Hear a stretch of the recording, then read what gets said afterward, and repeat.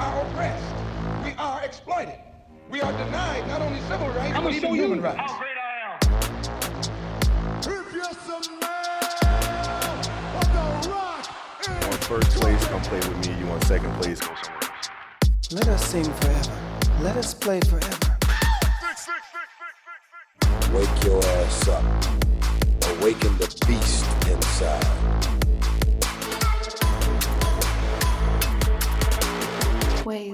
What's up, ladies and gentlemen? We're back for another banger. The realest podcast in the world. Hosts are Osama And Mohammed. We got a special guest for y'all. His name is Spitty. I want to first of all thank DJ Nazi for bringing him to my attention like a year ago. And we've been trying to get him on, but obviously, to time schedules with us. But we got him on. Spitty, welcome. I appreciate it. Yeah, it's an honor to be here for sure. Yes, it's our honor to have you on. You've been killing it recently. I've been checking out your music. So before we start, you want to shout out your accounts, tell them where they can follow you. Yeah, for sure. My name's Spitty, Spitty. From Brampton. I'm a rapper. I've been rapping for 10 years now, since high school. Mostly make conscious, motivational hip hop. Definitely focus on the lyricism, on the flows, catchiness, all that. You can find me on all social media, Spitty95, Spitty95, and all streaming platforms. Yeah, just Spitty. I have a question. The first question I have for you. Listening to your songs, I was really surprised because it's not a knock on the new generation style of rapping. Everything obviously is more melodic. It's not as focused on the lyrics and the words you're trying to spit and stuff, right? With you, like you just said, it's all about lyricism, getting a message out there and everything. But Osama, I think the one thing I really noticed is when you rap, you can hear the passion. You can literally hear the passion. Obviously, I'm not saying that most rappers, when they rap, they don't have passion. Obviously, they might hide it through their flow and their cadence, different styles like that. But with every word you're spitting, it literally is as if you're trying to convey a message. I'm pouring my soul and my heart into this music. You could feel the passion. You could feel the intensity. Why is it? And I wondered, was that something that happened 10 years ago? Or is it something you just developed along the line? As far as your passion and the intensity that comes into the music, where does that come from? Yeah, no, that's a deep observation there for sure. Like I said, the lyricism is a big factor for me, and ever since I got into music and hip hop, that was always my focus. I came up kind of hearing artists like Nas, Eminem, even old school Kanye and stuff, where there was a message in each song, there was a purpose to each song, and almost to each line, So that's kind of how I always weave my words. Something I do that people don't always notice is I don't really cuss in my raps, not because I don't cuss in real life or whatever, I'm some saint, but it's more a lot of people just use those words to fill in gaps. But if you stop using simple words, you kind of have to force yourself to really think about everything you're saying, and it's not just I'm gonna just put this here because it flows nice, but it's I'm gonna put this here because it actually means something. So that's where the lyricism's always been for me. I've always been I'm not smart, but a studious guy. I was always reading books and stuff. I like to learn and things like that. So that's also why I like hip hop over other genres, is because you can really say something with your lyrics and your voice, compared to other genres where it's more musical, it's more simple. Especially back in the day, pop and stuff was a bit more bubblegum. Now there's kind of more conscious avenues, I guess. But rap was you could really say anything you wanted. You could just have fun too. You could just be making club party music, or you could get onto some deep stuff. So yeah, man. And I wonder, with everything that you're trying to say, as far as that passion and intensity, even when you are not let's say you're making a song that's kind of soft and kind of smooth, you still make an intention to make sure that the passion comes out, or you might change the style. Nah, exactly. Even if the song is fun, or it's just about the bars, or it's just about some girl, or some story I'm telling, right? I'm gonna make sure that it's being relayed in the best way possible, if that makes sense. On my album, Full Circle, I got different vibes, right? Some songs are just bars, or Penultimate's kind of just bars, or there's Miracle, it's more about relationships and dating and things like that. But even in that, I'm always trying to tell you real stories through my music, real thoughts in my head. Yeah, it's always intentional. Yeah, I can definitely see that, because I was listening to some songs from your album Full Circle, and two of them were Revolution, and Yeah. the other one was hold on, Yeah, Revolution's a One deep track second. still. Yes, and actually, the artist that you had, we actually went to high school with him. Oh no way, you guys are from like Oakville ends. Yes, sir. But in your song Revolution, well, Lush, shout honestly, I out don't think. Lush. Yeah, shout out to Love, shout out to Shiva. Um, in your song Revolution, I can sense how passionate you are about this. Going back to what Mo said, because a lot of the stuff you spit is like to me, I get a lot of Immortal Technique vibes. Because in this Mm, song you say, hold on, I can see the end through with my Baldwin glasses. Still need money for a grave and a casket. Living in a Capital degree, God casket, is grazing and gasping. Like the thing is that pyramid schemes. Yeah, the way you choose your words, I think, is also to me creative. Like you know how to pick and choose words. I think that a lot of people who are in that mindset of consciousness are going to enjoy that. I think my question for you is, how long did you take to make a song? Like where do you get inspired by? Like what's your process in terms of making a song, writing a song? How do you get inspired? yeah, that varies a lot. Like sometimes it's a topic. So I mean, you could take the song Revolution. That song kind of changed over time. I first wrote it in 2018. I think it was called like Watch the World Burn or something. Like it was a similar topic, but it was just like a different way of going about it. And then it kind of evolved. Even Lush had a different verse or a different vibe on it. Like we recorded that in 2018, but um yeah, like if you listen to that song, like for as an example, even just the way it starts, it goes sitting in kindergarten till I got gunned down, walking with my hoodie on till I got run down. Like that's two famous cases, I guess. The first one is the Sandy Hook like elementary school shooting from like 2013, and then the second one is Trayvon Martin, like the George Zimmerman thing. So those are both from around the same time, but it was just like my kind of way of like how can I say these things so people will actually listen to them without like just tuning it out? Because sometimes if you get like too conscious, too political or whatever, and I feel like Immortal Technique has kind of gone into this sometimes where it's just like it's too much. Like it's almost like you're listening to like a news reporting or something. So I was like, how can I say these things in creative ways where it's like either you care and you listen and you like try to decipher what I'm talking about, or you don't, and the song still has a good flow, good delivery that you can just listen to it and vibe out and not really have to get so deep into it. So like I try to always keep that balance in my music, and that's kind of how I approach when I write my verses and things. But yeah, like it could change. So sometimes it could be a topic, sometimes it could just be a line, like a bar I thought of, a line for a hook. For example, 24. I wrote that song when Kobe passed, and I was also 24 at the time. So that was just like a random line that kind of came into my head, like, yo, all we got is 24, because like obviously Kobe plays ball, so you got the 24-second shot clock, then you got 24 hours in a day, and then I was 24, so it was like that was like my 24th year, so it's just like that was just like some line that kind of popped in my head, like all we got is 24, all we got is 24, and then I kind of found the beat, made the whole rest of the song just based on that one line. So yeah, it's kind of like depends on the song, depends on the way I come about it, like how I'll approach it. But it's usually the topic or like a line. Sometimes it could be like the beat is just so crazy that I'm like, yo, I gotta snap on this beat.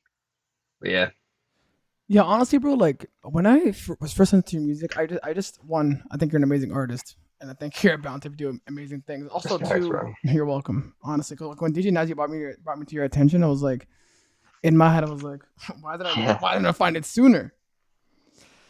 And I guess my question to you is, now obviously, the young Mo was mentioning this earlier. Like obviously, younger generation is like all about you know this mumble rap and like things, like a lot of things that don't. I The guess the vibe, yeah. vibe is not maybe like not you. So how do you captivate your audience by like, you know what, I may not be doing that kind of rap, but I'm gonna make sure when you listen to my conscious rap that you're actually paying attention, you're in tune, you're captivated by it. What do you do to like gauge people's audiences? Yeah, and that's what I was saying. Like I think that balance for me is super key. Like even if you take, I mean, Revolution's a bit more of a boom bap, like classic hip hop song, but even the chorus is kind of like anthemic. Like, the song itself needs to be good at the end of the day. Like you don't want to just be like preaching a sermon. 24, for example, like that beat's crazy. Like once the beat comes in, you're already like in a big banger mood. Um, so like I think that's a big key is like if you're gonna be talking about whatever you want to talk about, like end of the day, the song needs replay value. Otherwise, like it could be a deep topic, it could be a cool like concept or whatever, but it's not gonna really reach the masses the way you want to. And my thing is like I don't I obviously see I'm in a niche. Like I'm not making like the most mainstream music, but I'm not trying to be like some like avant-garde artist who never like really gets big. You know, I still want to be doing bigger shows, like expanding my reach and that. So like that's why I'm kind of on that like fence of like I can do the mainstream, I can do what I want, and I can mix it together where like we just dropped a 3-track EP with like all Peel region artists, and like Peel Back, the first song is like a straight trap song. It's all about like just turning up with your boys and the whips and money and stuff. But like even then I try to like put lines, put bars at least that are like clever, so you can still see like, oh, this guy's still a lyricist. Like he still got punchlines. I'm not like talking about like Trayvon Martin on that song, obviously, but I'm still talking about Yeah. I'm talking about fun stuff, but I'm saying it in a clever way, you know? Why is it so important to you to make conscious rap? Like, what message are you trying to send to like your audience? I think for me, it's just like, I mean, for end of the day, music's fun. So like, I gotta do what makes it fun for me, and I truly enjoy like the writing process, like being creative. Like that whole creative writing part is like dope to me. Like I don't think I could sit there and write like a whole like novel or book or something, but writing like 16s is like it's like little tidbits of that. And like each time you write a verse, you can almost enter a new world. You can write it from other people's perspectives. You could write, you know, like I'm saying, you could write fun raps, you could write deep raps. So it's like for me, it's really just the passion of the writing, and honestly, like the way I look at my life is like, yo, you only got one life, you know, and it's like you could do whatever you want with it, and you could kind of live an easy life, like I don't know, do your 9 to 5, get some stable job, just make your money and do your own thing. But like I feel like I can do more, and so I want to do more. You know, I want to help people, I want to motivate, inspire. So through my music too, you know, I feel like the more effort I put in, the more that'll come back out in the output. So yeah, man, that's kind of it's kind of why I try to push myself because I know I can do more. I definitely have something to add on. The fact that you said about conscious rap, the one thing that conscious rap always gets a bad rep for is the fact that it comes off as being like preachy or having a message that's too overbearing and not dumbed down to a sense where obviously mainstream audience can enjoy and stuff, right?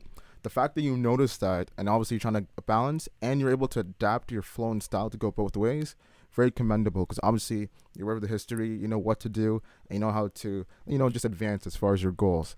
Another thing I want to talk about, and you actually kind of alluded to it, was the creative writing process. And I think that's a lost form. I'm not saying that people still don't do it to this day, but I think the process of just writing out your thoughts, sticking with the theme or tone, and trying different ways of convention to challenge yourself, obviously comes out not only in the lyrics, but who you are as a person.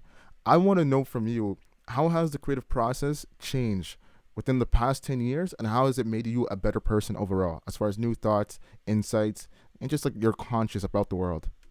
Yeah, that's a good question because it actually ties back to what you were just saying about like being conscious of keeping that catchiness and thing and the lyricism because that wasn't always the case for me. Like I was definitely more on like when I would try to do the more lyrical, like deeper stuff, I was more on the preachy side because I couldn't figure out how to like create that balance. It's like when I would approach a song when I was younger, it would be like, okay, I'm gonna make this song fun, and then I would mostly just make it fun, you know, or then I'm gonna make this song like deep, and then it would get like too deep or whatever. It would be like too niche. So that took a lot of just kind of trial and error. One thing I would definitely tell artists that like even I've only really recently gotten into is performing live. Like I've been performing live like my whole career, but like just a few times a year, maybe like once every couple months. But like this past year, I think I'm at like I think I've done like 70 performances since last August or something. So it's been like unreal, like two a week basically. And through that, you get so much experience on like how the crowd's gonna react to your music like firsthand, you know? And so then you can really see like what works, what doesn't. Because like a lot of the lyrical stuff, like the conscious stuff, still works. You just gotta know your audience. You gotta know where you're performing it. Something I like to do is do like acapellas. For example, that song with Nazi, Penultimate. I like to do that one acapella because it's literally just bars. It's like 64 bars. So I'll do it acapella so I can slow it down so people can catch the bars and see like, yo, what are they even picking up on? What's like just completely going over people's heads? So I think that's a good way to kind of like to fix up is like get that feedback. And for me, you know, it's kind of like a struggle, but I did it over 10 years. Like obviously people would ideally want to do it faster.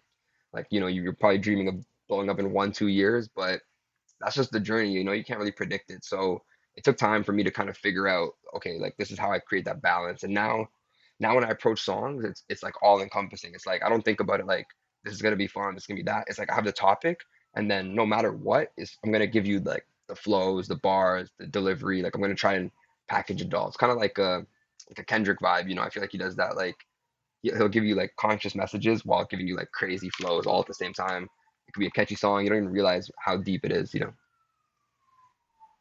And that's an art, and that takes time, and that takes skill, and obviously, like that's like you said, you're putting in that work, and it's amazing how you said you've done 70 plus performances, because one thing, I'm not trying to be the old guy and just hate on the new generation, but like when it comes to live performances, I know it's a lot of people, rather than actually doing a live and a cappella, like you said, and putting in that work, showing your skill as an MC, like means to control the crowd. Most people are just performing behind like a live track, or literally just playing the full song and just letting the audience sing like some of the bars and stuff, right? Which really annoys me, because obviously I'm here to see you. I want to see you at your best. Can you rock the crowd? Can you give us a story? Can you take us through a journey of high ups and downs? And also, can you guys like go a cappella and drop some 24 or 16 bars to like surprise and stuff? So the fact that you said like I perform live and you try to do it the best of your ability, it makes it so enhanced as far as your sound and creativity. Because like you said, if you're making a song, not only are you focused on the delivery, the methods, and the flow, you can see it happening live, and you already have an idea what's going to happen and stuff, right? I know when you talked about your influences, you mentioned Nas, and I think everyone, like when you start rapping and you start like listening to rap, he's just one of those guys you're always going to look up to. They usually say for every rapper, when you start learning how to rap, you're always going to imitate one of your favorite rappers, just by accident or maybe on purpose, just for a little bit. Was there anyone that you kind of imitated, or you just like followed their like style or pattern in the beginning before you actually became Spitty? Yeah, for sure. So like there's kind of a generation of rappers I grew up on, like Jay-Z, Nas, Eminem, 50 Cent, Kanye, all those guys, but I didn't really imitate my rap on them because I wasn't rapping at the time. I started rapping in high school. I was like 16, which is like early 2010s, and that was like when backpack rap was big. So what people mostly compared me to when I was around that age was like Big Sean, Mac Miller. I was starting to get like a bit of like Asher Roth, like Chance the Rapper, even like so. And I can see it because those were a lot of my favorite rappers from that era. So that's mostly who I got. Even to this day, to be honest, Big Sean is like one of the most common references I get. I get Russ now more because of the hair, I think. But yeah, and I am a big fan of Big Sean. So and he nowadays he definitely is in more of that pocket of like really blending the conscious and the Yeah, flows. yeah, he's blending it now. So you can kind of maybe even pick up on the similarities between us Yeah, the voice and everything, definitely, I can see it. I and the see it. kind of That's the dope. positivity, like his whole like spirituality and like his motivational sense, you know. Speaking about your rap influences, what would you say is your Mount Rushmore of rappers? That's tricky, yo. I always tell people my favorite rapper of all time is Lupe Fiasco. Um, then I'd probably put like Eminem, Jay-Z, and I don't know, maybe Kendrick could take the last spot. Not gonna lie, that's a tough. That's a tough. Lupe Fiasco is one of my favorite. Lupe Fiasco is one of my favorite artists. Like his album Lasers, just overall to I don't know, me, people probably be crazy, like surprised that I put him on the whole Mount Rushmore, but he's underrated. nah, he's a goat. He's Yeah, underrated. yeah, heavily. I think people just don't like him as much. He's really political. Yeah, Lupe is that guy. Yeah, Lupe is that guy. Murals, the song Murals, is just, crazy.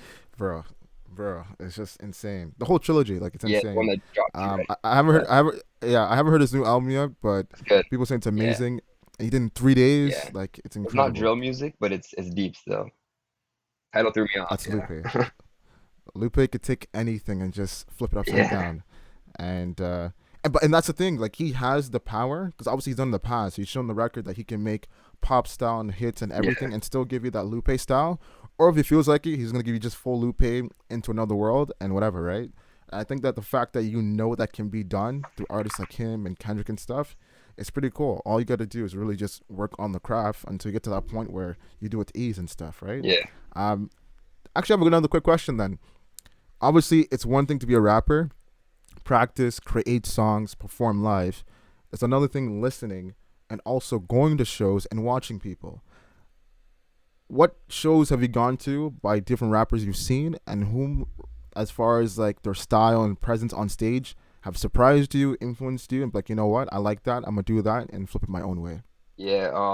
Off the top, one artist who's like probably one of the best performers I've seen is Schoolboy Q. Oh, This man's energy facts. is like unreal. And you think he's like, I mean, he's a gangster rapper, obviously, but yo, his personality is like the friendliest guy. Like he's one of those guys where he likes when like his fans will be like, "Yo, you're ugly" and stuff. Then he'll just roast you for like 5 minutes, like mid show. You know, like man's energy is crazy. I saw him twice actually. I saw him for his solo show at Rebel when Blank Face came out, which was crazy. This man was like kind of sick, and he went over an hour still, like just rocking with the crowd. Then he came back for the Championships tour with Kendrick, and I think he had the second longest set. But bro, his energy is crazy, man. Like at one point, he just like hops on the drums. I didn't know man could play drums, and he's just going nuts, like just smashing them. It's like that's something I like because like a lot of my music's kind of hype, energetic, and people always tell me that after I perform, like, "Yo, your energy's crazy, your energy's crazy." So definitely when I see artists like that, I'm like, "Yo, how can I do some of this?"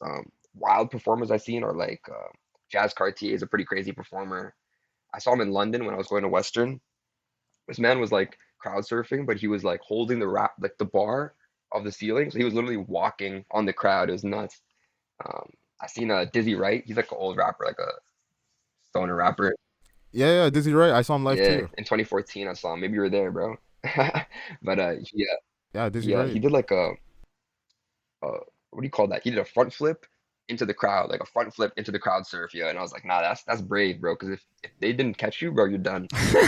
But then like a lot of stuff, just like even Big Sean, I saw him in London too. And in the middle of his set, he took like 5 minutes just to like literally give like a whole motivational speech, bro. And I was like 19, 20, and like I felt that. Like it was like, yo, this guy's like up here. He didn't have to do any of that. He already got our money. And instead he took this time to like, yo, like keep doing what you want, like believe in your dream, all this stuff, right? And I'm like, nah, that's sick. Cause like then you're leaving your like obviously your audience is coming for the music. Like they're gonna get the music if you're a good performer. But then like what else can you leave them with those like those little motivational tidbits, those little just those like that energy that like Schoolboy could pump in or whatever. So that's kind of what I've taken from them. Speaking about motivational speeches, your story to me captivated because you dropped out of school and to pursue this full time. Now, there's a lot of people out there, whether they're into podcasting, they want to become a creator, want to become an entrepreneur, who are probably not getting that support, whether it's from family or friends, or like they feel demotivated. So, what do you tell people from your story? Obviously, being also, from an Indian background, what do you tell people? It's like, hey, you can still do this. Like, obviously, it's hard when you're like when they say so-called school's guaranteed, which to me it's not, but when they say school's guaranteed, you drop everything to start a new life. What's your advice to everybody? It's like, this is what I can do, so you can do the same thing. I think you just got to be smart with how you start it. The key is just having that plan. So like for me, the biggest key was having enough money to be able to just go full time for at least like 6 months, a year. You know what I mean? Like if you can kind of plan ahead like that, then you don't have that stress of like, how am I going to survive tomorrow? How am I going to survive next week, next month? And once that stress is gone, then your full energy can go into whatever it is you're trying to push. So like the hard part is hearing that like you have to suffer for like a little bit, a year, 2 years, whatever it is. Like I work just like 4 years right now. Um, to save up. But I'm obviously I was spending and stuff. So like if I saved better, I could have done it faster, you know?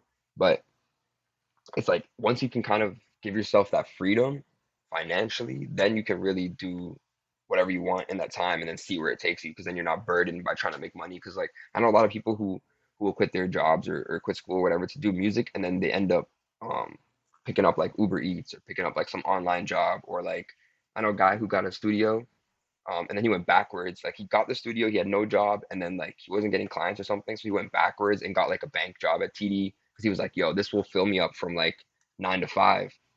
But then what happened is he slowly started getting more hours, so he had to start closing the bank, and then it's like it started cutting into the studio time. So now it's like, where's the balance, you know?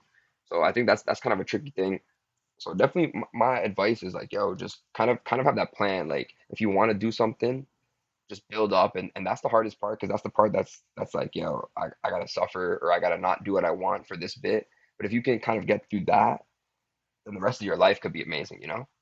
It's kind of laying the foundation which people struggle with. For sure. Have you ever gotten messages from your fans saying that you've inspired them or you got them like out of mental health issues? Because to me, you seem like that guy who's connected to his fans, connected to his emotions, and as you said, like you're a conscious rapper. So have you gotten messages from your fans telling you like how have you helped them? Yeah, for sure, man. People message me about that stuff, like whether it be through the music or even nowadays I try to post stuff that's in line with that like on my stories and stuff and people will like reply to it like, yo, thanks, like I needed this today or whatever. So it's like, man, you never know like what just one thought or one statement can do for people, you know? Like we all grew up like Um, Hearing the history of like how, Martin Luther King did some amazing speech, and like we all know about I have a dream, right? And it's like one speech, one statement can like inspire millions, billions maybe. So it's like why can't we do the same thing? It doesn't have to be on the same scale. Maybe I'll get to that at some point, but for now it's like one person, two people, 10 people. It's like if you could save one person's life, yo, then that's already like you've done more than like anybody could really ask for you, So nah, it's crazy. For sure. I appreciate everyone who gives me that feedback because like that's just the inspiration that I then need to like keep going. Not that I necessarily need it, but like it feels good. One thing I definitely want to ask, there has to be a layer of confidence because before Nav, obviously there wasn't really any brown Indian rapper that popped off from Canada so far, right? And obviously Lush, the rapper Lush, we went to high school with them, so we knew him from back then, way back in the days. And he was rapping even back then in high school. And the one thing is, whether you liked him or not, whether you thought he was a good rapper or not, you knew the guy was confident and you knew that you couldn't tell him not to rap because he loved the art just like anyone else. That was the backpack era, so everyone's listening to Mac Miller, Boost Light Park, and Big Sean, and all that stuff. Like, and he's like, "Yo, I'm a battle rap anyone." There's videos of it, and we're all there in the background screaming and stuff. Like, I remember those days, and it bled into now as far as like what he's been doing for childhood, and even the solo stuff, and that confidence, that supreme confidence, literally translate into so much that he's done today and obviously what he's going to do in the future. So I want to know the same thing for you, like back then in high school, early 2010s, where being a person who's Indian and rapping was just like a no-no, number two, and you want to make songs, you think you know about this culture and stuff like that, you're going to get backlash from everyone. Like that's I don't know if that's confidence or insanity, but obviously you believe in yourself. Where does that come from, and how did you keep that going? Like, how what's that confidence? Yeah, what's crazy is like I had the confidence in me, I guess, that I could be a rapper and that I could write and do this all, but like I never really showcased it to nobody till I kind of really just started doing it, which was when I was in grade 11. And I didn't really have the like outward confidence. Like I was like the living definition of that that Eminem Lose Yourself song, like palms are sweaty, knees weak, arms are heavy. Like that was me, man. Like any class presentation, anytime I had to like speak up, in anything, like nah, I was like mad nervous, mad anxious. And so it was like I had this dream of rapping since I was like a little kid, right? I was like, how am I even do this if I can't even like put myself out there in any regard? Like I can't even do like drama class presentations and mans want me to like do a whole music video. And it's actually rap is what like ultimately changed me and built my confidence because like in my head I was so passionate about the music that I was like no matter what I got to do this. I got to start releasing stuff, rapping. And so I just started doing it. And then in high school you're going to get the hate, you're going to get the good stuff. Like it all came at once, but because I started, I was just like, all right, now I started, now I'm in. And literally doing performances, I would be like sweating, shaking, and over time just like built up the confidence through rap itself. And it's like in my head, like I was saying, like I knew the music. Actually, the music wasn't good, but in my head, I knew I could make good music, or I thought I was making good music, but I didn't have the performance, like the actual human confidence. And yeah, man, really kind of finding my passion and pushing for that craft, like helped me with that. So yeah. I think one thing, like you said, when it comes to trying to find out who you are, obviously you might get backlash from anywhere, right? But that sense, you're gonna have support, whether it's from one person or two, or maybe a group of people. During that time of you just trying to develop yourself as a rapper and overall as a person, who was in your corner as far as support? Be like, hey, you got this. Keep working, bro. Keep going to the studio. Just write a little bit more. I see you getting better day by day or year by year. Just like, don't give up. Whether you're frustrated, up or down, like, who was that person or that group of people that was in your corner and that saw the vision of you becoming the person you are today, plus what you're going to become in the future? Yeah, I guess it was a bit of like insanity because I would say there wasn't like any one person or group of people. Like in high school, I had friends who were kind of supportive, but again, I wasn't that good in high school. So like they were just being supportive as friends. And then in uni, I made more friends.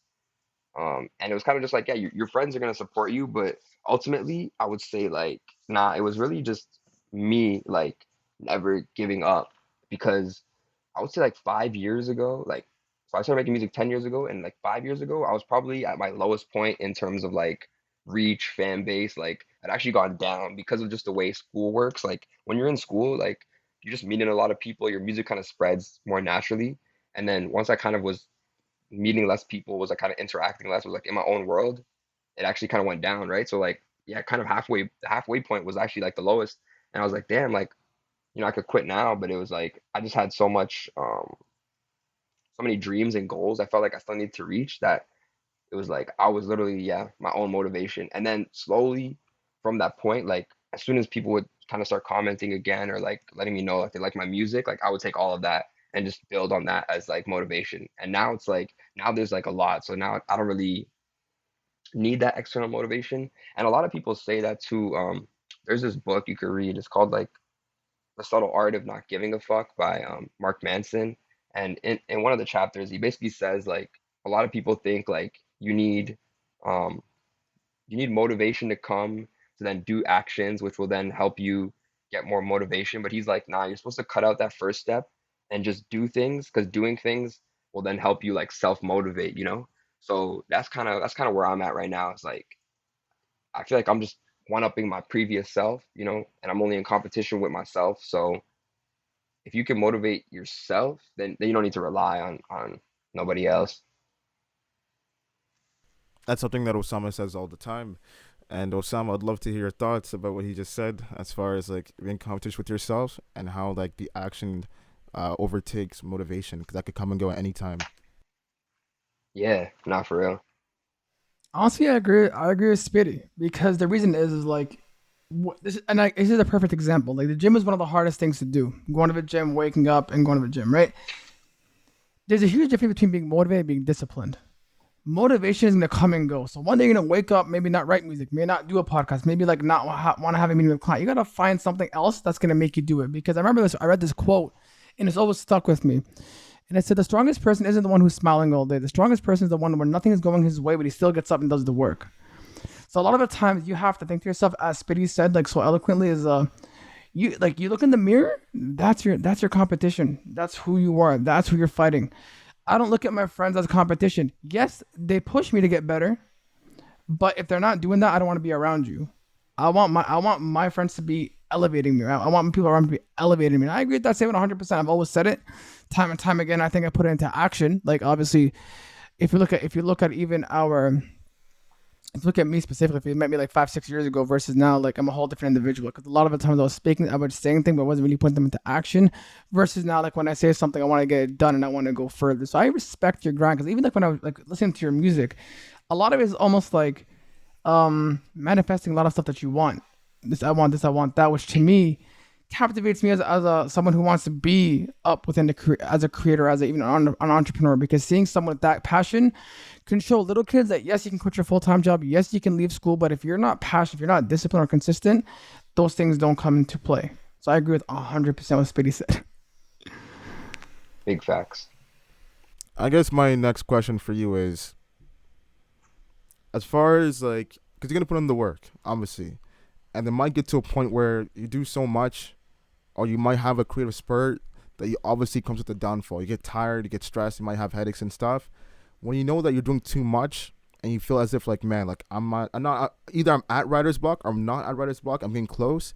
What do you do to relax, to make sure you're able to re-energize and just get yourself back together and then go back in full force? Do you like take 2 or 3 days off? Do you go out and do like things with your friends? Like, how do you make sure to recombat that internal fight when your body's just tired and you just need to decompress?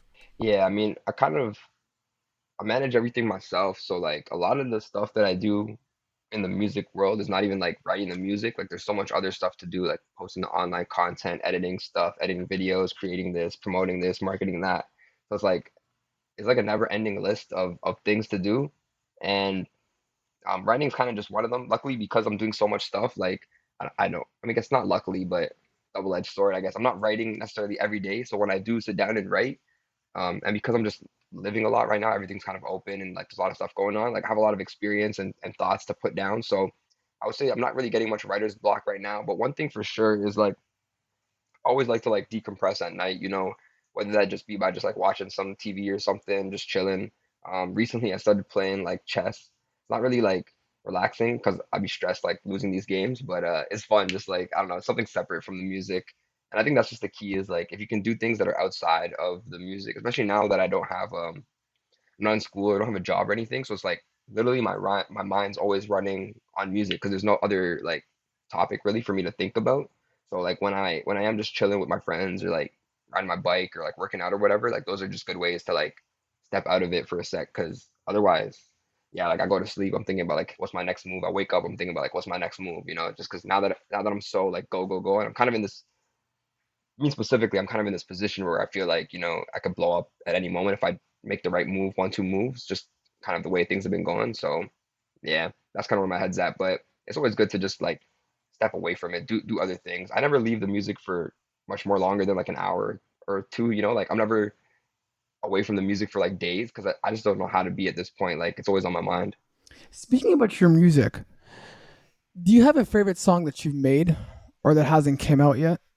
Nah, everything that I put out so far is pretty much, I mean, everything that I've created is pretty much out that I can think of, except like some couple loosies. Actually, me and my boy Jaren are featured on a Lush, a Gen 64 track called Bollywood Rich. That one's gonna be fire. But what's my favorite song that I've ever dropped? Um, Honestly, that's a tricky question. It kind of changes. Like even on my album, it's like 12 songs full circle, but like depending on my mood, depending on the day, like it could really change. Um, there's definitely some highlights off that album though. For example, like Room for Improvement is a pretty personal song where I talk about a lot of like stories that happened in my life. Just kind of highlighting how there's room for improvement, but it's also a reference to the Drake mixtape, kind of like an ode or homage, I guess, to like the OGs that kind of paved the way. 24, that's like a big anthem for me. That was like the single for my album, and it's just like that's one of my big things is like you guys have been saying, like the motivation in that, and the whole album Full Circle is about time. So 24 was really like the anthem of that. Like, yo, all we got is time, right? So like, what are you gonna really do with your 24 hours? That's a big track. There's actually a remix dropping this month.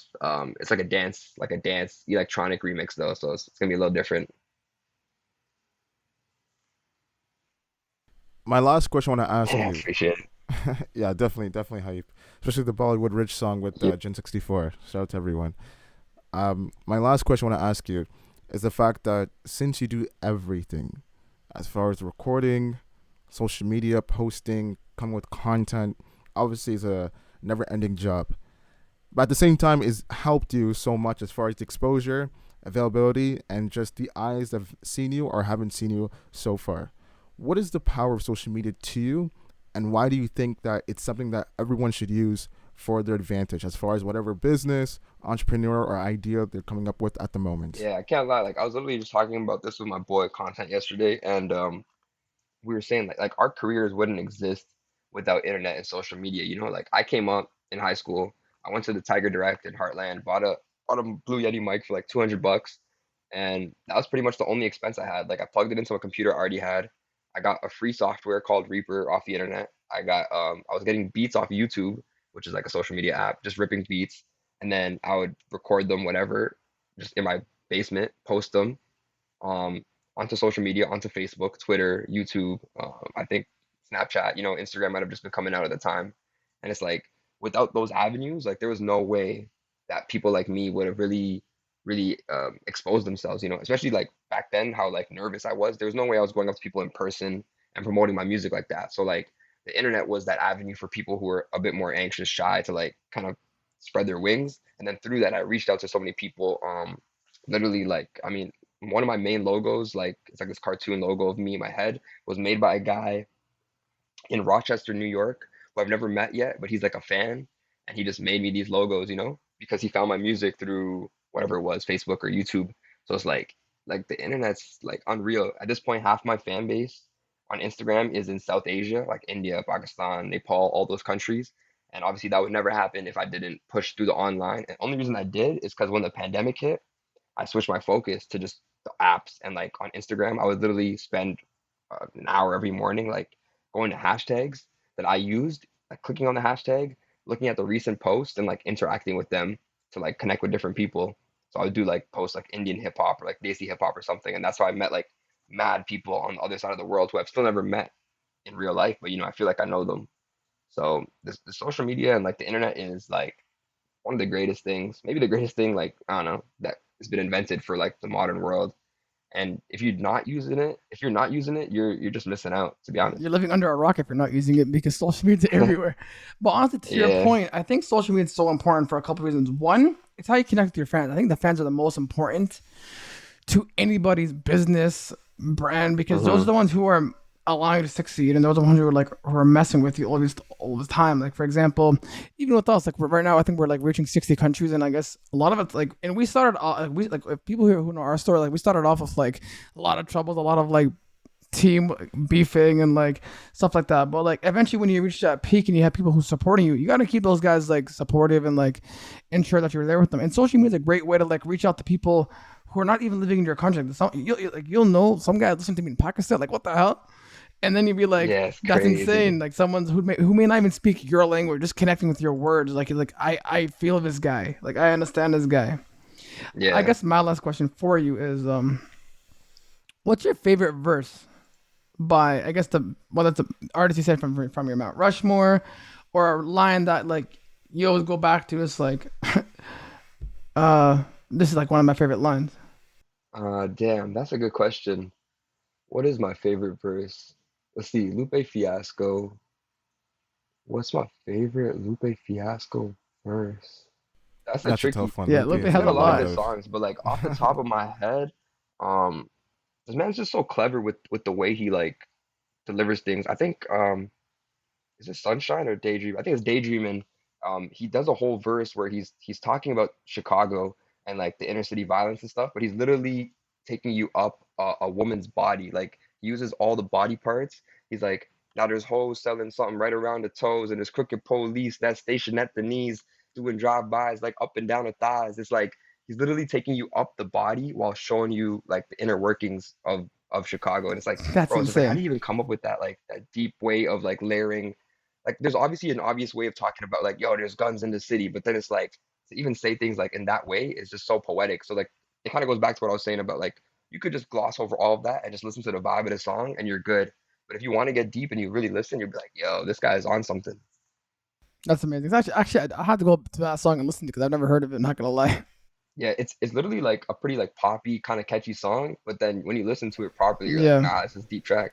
Deep classic track, and even the video is classic too. No, Lupe is Yeah, one of those guys.